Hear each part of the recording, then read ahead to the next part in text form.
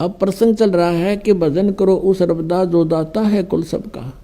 जैसे हम श्री ब्रह्मा जी, श्री विष्णु जी, श्री शिव जी की पूजाएं करते हैं तो इन भगवानों की सतिथि इस ज्ञान से पता चलेगा। अब क्या होता है कि जब भगवान शिव ने देखा कि अस्थि पिंजर भी नहीं रहा तेरे पास, फिर उसका मोह भंग हो गया। मोह भंग हुआ तो उसने जो सोचा कि ये हालत मेरी किस कारण से हुई। उसने अपनी सूझबूझ से ये ढूंढा, इसका कारण खोजा कि भी मैंने विवाह करवाया और पत्नी पर विश्वास किया।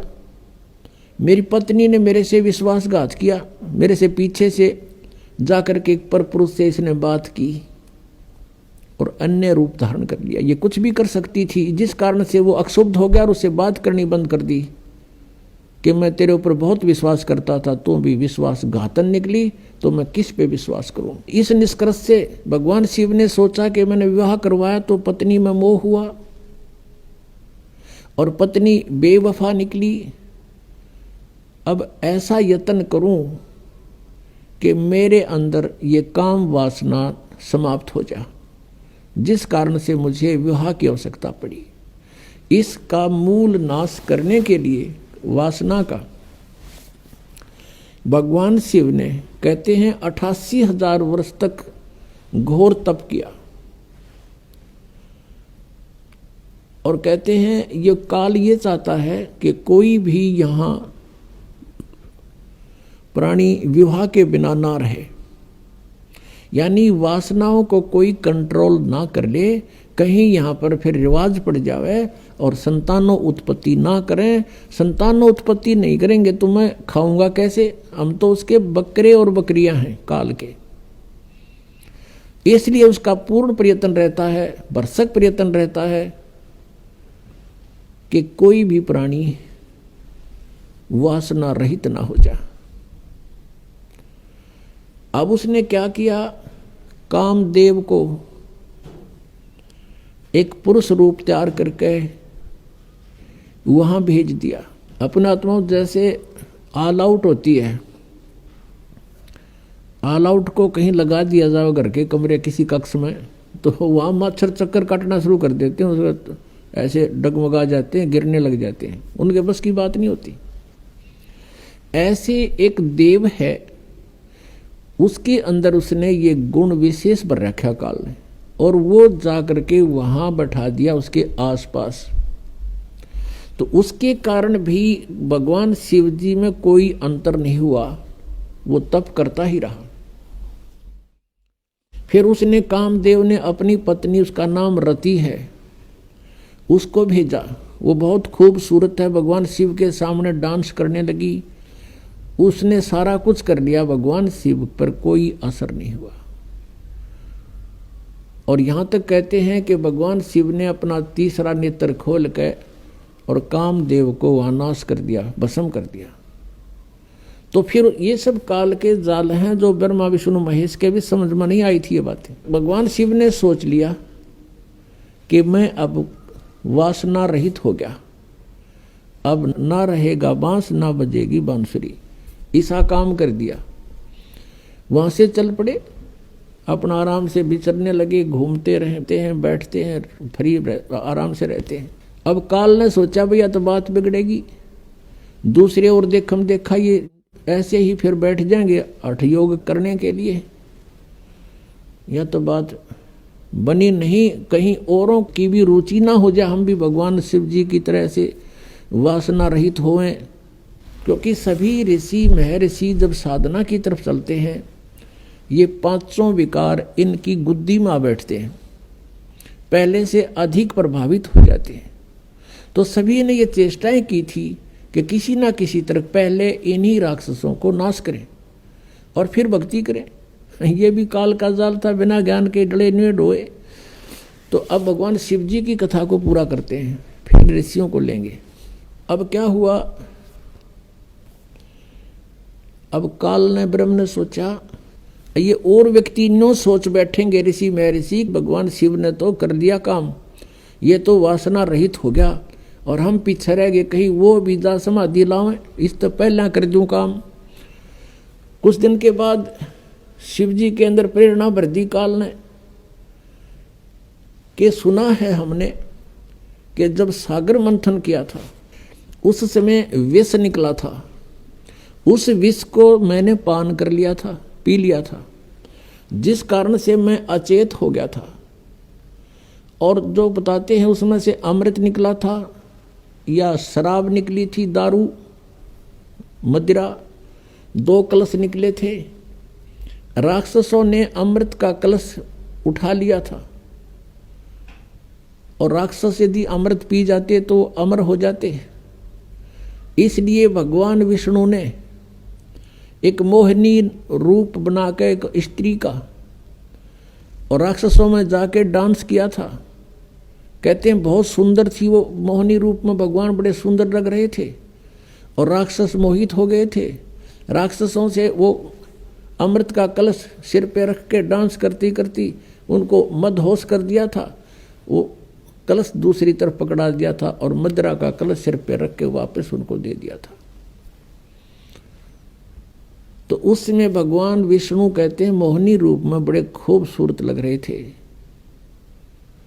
अब भगवान शंकर के मनमाई के भगवान विष्णु के पास चलते हैं, क्यों ठाली हो गया था ना पार्वती साथ में, तो चलो वहाँ बातचीत करते हैं और उनसे वो रूप देखूंगा। अब मैं होश हवास में हूँ भाई, उस रूप को पूछूंगा कैसा रूप था, एक बार बना के दिखाओ।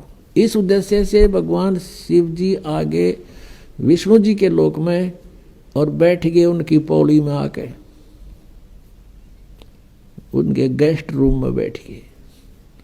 विष्णु जी पता लगा अंदर से आए, कुशल मंगल हुई।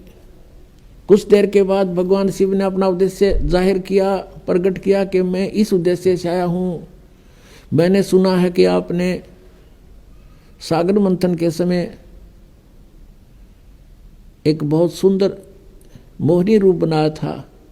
भगवान मैं देख नहीं सका था, आज कृपा मुझे वो रूप बनाकर दिखा दो। भगवान विष्णु हंसने लगे कि हे भोलेनाथ, वो तो कोई सर्कमस्टांस थे और जब वो बनाना पड़ गया, ये बताओ नहीं रूप बनाऊं, कोई बात हुई या मुझे शर्म लगेगी। अब भगवान शिव जी कहने लगे कि जब तक आप मुझे वो रूप बनाकर नहीं दिखाओगे तब तक मैं यहाँ से नहीं जाता। मैं तो ये बैठ गया और बैठ गया उनके द्वार का आगे पार्क में, बगीची में हठ योग करके। भगवान विष्णु ने सोचा 88,000 वर्ष तक ये उड़ा बैठ के आ गए, अरे भी इसने आड़े चमटा गाड़ दिया, ये उठे नहीं। इससे पीछा छुटवाने के लिए भगवान विष्णु ने कहा, वहाँ तो उनसे कहा कि नहीं ऐसा नहीं हुआ करता, ये मुझे शर्म आती है, मैं नहीं ऐसा कर सकता। यूँ कह के अपने घर में अंदर चले गए महल में। वहाँ से अंतर ध्यान हो गए और उसी बाग में, सामने भगवान विष्णु का बाग था उस रेस्टोरेंट का, उसमें कुछ दूरी पर एक सुंदर लड़की का रूप धारण कर लिया। और भगवान शिव जी की दृष्टि जब पड़ी, भगवान शिव जी उठ कर चाल पड़े हैं और वो मोहिनी रूप आगे आगे चलने लगा, वो पीछे पीछे। भगवान ने भी स्पीड पकड़ दी, अच्छी दूर तेजी से चलने लगा और वो कभी वृक्षों से इधर हो जावे, कभी इधर से, और जाके भगवान शिव ने उसका हाथ पकड़ लिया। पहले भगवान शंकर पूछ रहे थे विष्णु जी से कि ईसा मोहिनी रूप के हो गया, सारे बावले बना दिए हुए, राक्षस उन होश ना रहे आग भी, तो उसने कलश भी बदल दिया, ऐसे कभी हो सकता है, न्यू कह रहे थे। तो जब उसने देखा भगवान शिव जी नो सीधे चल पड़े, लड़की तो ऐसे ऐसे चल रही है छड़ों से कांटों से बच के, और भगवान शिव जी सीधा कांटा में गौ लिया बाईपास और जाकर उस लड़की का हाथ पकड़ लिया। जो ही उसने हाथ छुआ उसी समय भगवान विष्णु जी अपने रूप में खड़े हो गए और हंसने लगे। अग भोलेनाथ उनको न्यू मूर्ख बना दिया, जैसे तने काटे भी ना दिखे, माँ छड़ा में कहा गया सीधा। और उधर से वह वासना कित गई, 88,000 वर्ष डरे ढोकाया तू, कहाँ गई वो साधना तेरी। इसके विषय में परमेश्वर कबीर जी कहते हैं जैसे अग्न काष्ठ के माही, है व्यापक पर दिखे नाही। ऐसे कामदेव पर चंडा, व्यापक सकल दीप नौखंडा। कि जैसे अग्नि काष्ठ के अंदर लकड़ी में विद्यमान है पर दिखाई नहीं दे रही, ऐसे ही ये वासना आपके प्रत्येक प्राणी के अंदर विद्यमान है। और जब ही इसको थोड़ी सी भी कहीं से आंच मिल जाएगी, आग ज्यों की त्यों है। परमेश्वर कहते हैं जिन साधनाओं को तुम कर रहे हो, इनके आधार से विकार मरे मत जानियो। जैसे भूबल में आग, जैसे गोस्सा होता उपले, या कोई अग्नि को जो लकड़ी जल जाती है, धंधकती रह जाती है, उसको अंगार बोलते हैं। उस अंगार को राख में दबा दिया जाता है और कुछ घंटों के बाद उस राख को ऊपर से ऐसा लगता है जैसे ये बिल्कुल शांत हो चुकी है, उसमें कोई हीट नहीं रहती, गर्मी नहीं होती। और जब उसको निकाला जाता है तो वो आग, वो लकड़ी पहले से भी अधिक तेज मिलती है, धंधकती मिलती है, वो कोयला। तो यहाँ परमात्मा कहते हैं जो साधनाएं तुम करते हो ये व्यर्थ प्रयत्न डले ढो रहे हो।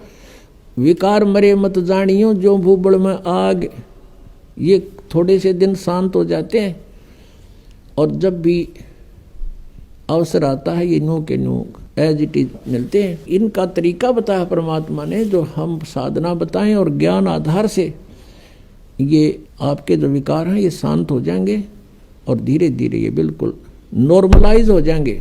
खत्म नहीं होते लेकिन नॉर्मलाइज हो जाएंगे और ज्ञान के रस्से से ये बांध दिए जाएंगे, फिर ये हिल नहीं सकते।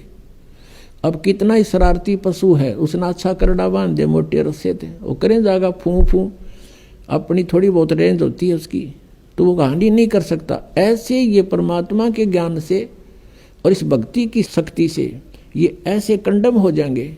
ये बकवास करेगा, मन की आदत है, क्योंकि किस ब्रह्मांड का स्वामी है, लेकिन इस ज्ञान रूपी रस्से ये इतना तगड़ा बांध दिया जाता है, ये अपनी मर्यादा को लांघ नहीं सकेगा।